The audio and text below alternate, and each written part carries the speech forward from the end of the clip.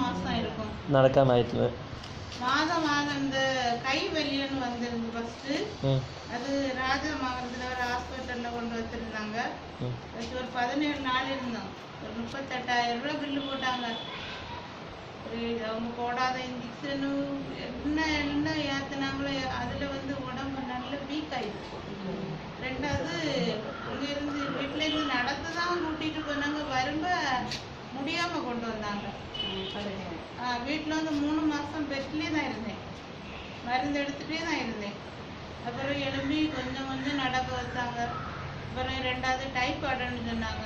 ஹாஸ்பிட்டலில் கொண்டு போய் அதுக்கெல்லாம் பார்த்து அது வந்து ஒரு 10 நாள் வீட்டிலேருந்து திருப்பியும் கொண்டு போயிருந்து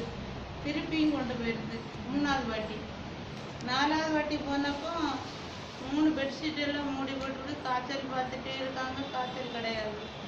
சிம்ஸ் வர போய் டெஸ்ட் பண்ணணும், எதுவுமே கிடையாது. இப்போ சாப்பிட்டு எவ்வளோ நாள் ஆச்சு நம்ம ப்ராடக்ட் எனரோன் சாப்பிட்டு எவ்வளோ நாள் ஆச்சு? சார் வந்து கழிஞ்ச ஒரு வாரம் ஆகுது. ஒரு வாரம் ஆகல, 5 நாள் ஆகுது. 5 நாளில் இப்போ நம்மளால் நடக்க முடியுது, சாப்பிட முடியுது, எல்லாம் முடியுது இல்லை சார்? நீங்களும் ஒன்றுங்க சார், வாங்க சார், நீங்களும் ஒன்று வாங்க.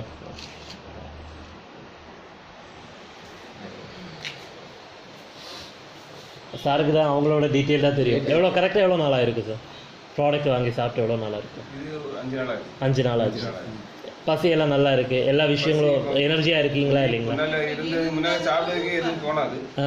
இப்போ 2 ஆப்பம் சாப்பிட பசி எடுக்குது. ஆமா, கொஞ்சம் சாப்பிட கொடுத்தா சாப்பிட தோணுது. சாப்பிட்ட பிறகு சார் நேற்று இன்னைக்கு சாப்பிட்டுருக்கேன். சோறு சாப்பிட்டுருக்கேன். வெரி குட் இவ்வளோ நாள்ல நேற்று சோறு சாப்பிட்டுருக்கேன். இன்னைக்கு காலையில எழும்போது நல்ல குடல் காந்தல் பசிக்க மாதிரி தெரியல. அந்த பசி வந்து எனக்கு தெரியல.